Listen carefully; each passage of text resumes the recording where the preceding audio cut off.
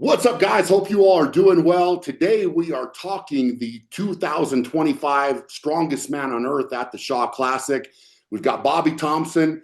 Bobby is hard in prep right now for the contest. And for anybody that doesn't know, it's going down August 16th and 17th. We'll have a lot of stuff happening on the 15th with the expo as well. So if you want any information, want tickets, want to be there in person, go to theshawclassic.com. But Bobby, how we doing, man? You're looking big. Dude, I'm feeling good, man. I wish I was a little bit bigger. It's been real hot here, so maintaining body weight's been a challenge. Yeah, But that heat I'd and rather have humidity is no joke, man. no. But I'd rather be too lean than too fat. You can always get fatter, but getting Yes, leaner takes a little more time. So 100%, man. Well, that's awesome. How is training going? it's going solid. So definitely I just for those that don't know, my the gym I'm in now has no address. So very limited human interaction. It's out in the middle of nowhere. The guys driving by on their combines on the highway don't know what to do, and they see me pulling a sled, or Love it. it's a real neat setup for me. Training's going well. I've had to navigate the heat, like I've said. There's multiple weeks in there where it's been triple digits in the gym. So, training for massive, well, training for this show, and that is whether it's kind of like, oh crap. Yeah, So, but training's feeling good. I'm feeling like an athlete. I'm finding a nice medium in between where I need to be, I think. that's awesome, man. That's awesome. Well, how do you like the change in gym environment? Like, is that something that you're kind of thriving on, you feel like? 100%. I definitely feel like there are limitations to having like no heat or AC. I mean, you and I, like, we can't deny that's going to come with its limitations. Yeah. But for me as a person, if you have a key to that building, you deserve a key to that building. Mm. Like it's that's 100% what it is. And so if somebody's there, if one of the people who has a key is there, everything's understood. We all own something in there. Like, we don't bring people out there often. When we do, it's just kind of understood the type of person it needs to be. So I've thrived off it. That's great. Um, That's great. I've never had like a full training crew. Like, I've had one guy that's primarily been with me on the hard days for most of it, but I'm not a person who does well in the large group settings. I need my space, my time, my controlled environment. No, that's great, man. And a lot of times, one person showing up during a hard session is enough. Yes. That your focus, the everything is right there where you need it to be. So that's exciting to hear, man. So let's talk events. What Okay. what events are you excited about, and why are you excited about the log press? Why am I excited about the log? Man, like, I do other things pretty well too. No, I'm excited about the log press. Actually, kudos to you, Brian. I'm happy to see a wood log. Yeah, Metal logs are easier to press. There's less, you don't have to press them as far. You don't have to clean them as far. You can game the equipment. I mean, that and the logs you had made for our previous year's contest, they're difficult. sure. But They so, present a but when challenge. it's when Yeah, it is, but when it's a wood log, it's more. I don't want to say it's more standardized, but you can't game the wood log. yeah, yeah. You can't. You cannot do it. So I really appreciate that being the way, especially in a contest where we have multiple guys that could reset the American log record. I think. Yeah, man. Um, All right, so so I'm excited for log. I'm excited to see where it goes. I'm really excited for the trap bar deadlift, though. awesome.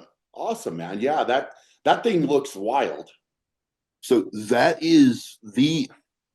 So I don't want to use the word dangerous because I'm not going to, but that is the most exciting event for me because I don't know what's going to happen. Yeah, So yeah. we have loads that are so heavy, and we're in such a leverage advantageous position that we can maximize force output. Mm. Well, that's great. Everyone's thinking about quads, hamstrings, back. I'm worried about a shoulder, like a labrum tearing. Who's Mm. going to pull a shoulder out of socket? Like, Being locked in position, you don't want to get out of position for sure. Yeah, yeah. right. So that event, I don't know how spectators feel necessarily, but me as an athlete who likes to test and push the boundary, we're going to find it with that event. So I'm super excited to see that play How out. do you think it's going to go now that you've trained it? Now that you've trained it a little bit and done some work with it, like where and again, it's start of day two, right? So you've got a hard day one going into day two. So it's not like you're coming fresh, or anybody's going to be fresh. But where do you think? Do you have a guesstimate at all? So I have a middle ground. That's kind of where I've collected where like the first bunching of thirds is going, or excuse me, the middle bunching of thirds, so to Okay. speak. Okay. And I think that's going to occur right around 500 to 525 kilos. Okay. Because now I think that's far below what guys are capable of, but it's day two. Yep. We've got stuff going on. And then on top of that, we have to think like, well, this would be great to pull a PR here, but how much is that PR worth? Sure. Like, what is that? Is that worth points here or is it not? So the middle third is going to get hung up around 500 to 525, I think. Yeah. I I so would, go ahead. the interesting part too is you guys are calling your weights, right? Yep. So there is the ability to, and this is where the strategy can come into play, right? Because another 10 Mhm. pounds on the bar Yep. equates to potentially another point or two or whatever. So it's like that's something with a lot of these deadlifts and strongman. Same thing on the log, right? You guys are calling your weights as well. So it's not Hmm. we're not going to end up in this scenario where there's a bunch of guys grouped up on one weight and they fail the next weight because it's too big of a jump, right? So all that's gonna come into play. It's going to, and I knew that going in, we're not likely going to see ties with this event. I'm sure it might happen just out of chance, but Sure. there's opportunity for it not to happen. But there's still going to be that close knit of numbers where it's like, okay, if you want to get outside of this 5 point bracket, you're going to have to break this barrier. Yeah. And now, will somebody pull 600 plus? I don't know because I don't know if they'll have a reason to. Can somebody pull 600 plus? Yes, I think so. Wow. Yeah, I'll tell you what, man. I'm excited about it. It's an event that we were talking about years ago, but it was with a frame, and it was like this thing that was kind of circulating around, like, what's the max that somebody could lift on a frame, right? And Mm-hmm. I think you guys are probably going to even surprise yourself in that scenario because you walk out in front of that crowd and strap in, and I guarantee the first couple weights or whatever, they're not going to feel as heavy as what maybe they do in training, right? And the adrenaline's going to start pumping, and that's it's just one of those things because I think a lot of guys.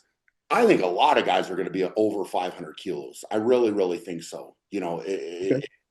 And we will see. We'll see. But I Yeah. think it's one of those things where it's going to be fascinating to see it play out. And I think that the energy with that event just being different, right? It's a different event. It's something that hasn't been done, and I think there's going to be a lot of excitement from the fans. But I also hope the athletes, right? Like, because a lot of times you get stuck in this rut of, hey, we're doing the same event, we've done this, we kind of, you kind of know maybe who to look at and who's going to excel. And with this event, because of the leg drive being incorporated and the bar path being right in the center of your body, not in front, like there's some guys that might come out and surprise just what they can do.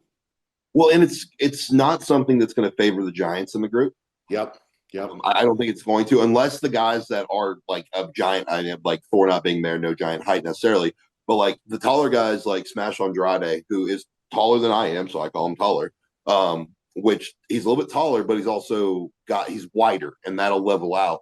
But I think the guys that lose some of that thickness with their height, they're going to have some issues here. I think that's where, as that ratio widens out, that's where we're going to start seeing problems. So I think we're going to see somebody who might not take top three in another event potentially take top three in this event. Yeah, it's crazy. So Yeah, like what events are you not looking forward to? Is there stuff that like is concerning you or that like is in your head a little bit? so. Believe it or not, like not Atlas stones because if I can get my tacky and my shit together, I'll be fine. Love it. There's nothing. It's kind of a. It's not like a massive mental breakthrough or anything, but I can do so many things. If I can just have everything go right, I'm not worried about Atlas stones. I'm not going to win the event, but But you I'll can be put up fine. points. Yeah, you can Yeah, put like I mean, one of the negatives of loading stones outside, out in the middle of the woods, is that now I've got an 8 inch hole I'm picking my stone up out of. So yeah. it's kind of like there's been some little stuff that's actually been really beneficial. Yeah. But in terms of that event, that's probably what most people are like, oh, Bobby's not excited. It's like, no, I'm the most relaxed about that event because I've been so embarrassed of it in the past. Yeah. It just doesn't get any weight. Yeah. No. So Well, I mean, now that in your yeah. power stairs, I would say your power stairs, I'm not worried about the front carry. I'm actually excited to see that. Okay. I'm like, oh, that front carry, like, yeah, like I can get things closer to my body. I'm a little bit shorter. I'm like, cool, that's going to work out with me for that implement, I think.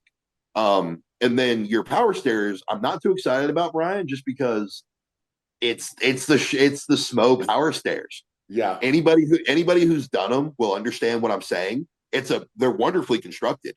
There's Yeah. nothing wrong with them. It's just nobody's excited for those. Yeah. Well, and at the end of the contest too, right? Like that's it's a tough way, certainly a tough way to finish, but it's also kind of exhilarating because you get done and you're like, look, like I You're don't at know. the top. There's something cool about finishing like on top of the power stairs, right? Like it's like, all right, I made it and I'm done and I climbed the mountain, so to speak, right? Like you're there. Yep. So Oh no, I see it, and I've always thought it's a great way to close the show.